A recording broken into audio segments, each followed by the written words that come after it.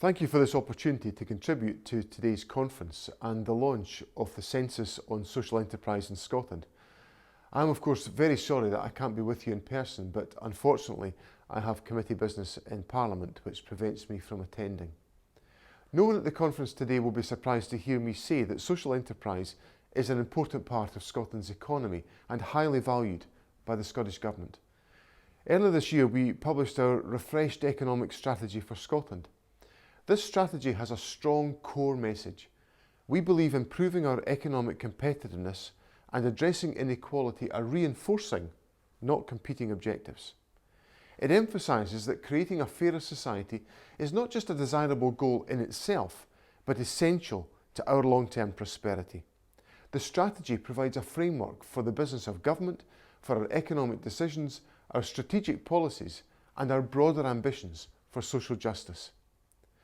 Social enterprise is a model of business which is putting our economic strategy into practice. It is a growing and increasingly significant part of our economic and social landscape. That's why I'm pleased to see the launch today of the Census on Social Enterprise in Scotland. This report represents the first national, in-depth study of the scale, scope and contribution of social enterprise in Scotland. It enables us to better understand the sector, to see precisely how it is contributing to the economy, and to have robust data and information on which to premise our activities and our support. We will want to consider the report in depth, but in the meantime, I'm struck immediately by a number of its headline statistics. Firstly, the size of the sector.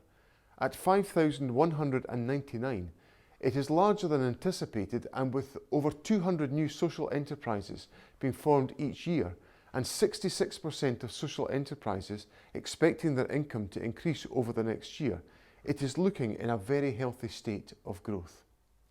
Secondly, the report tells us that the sector employs over 112,000 people, has an annual income of 3.63 billion, combined assets on the balance sheet of 8.77 billion, and a net worth of £3.86 billion.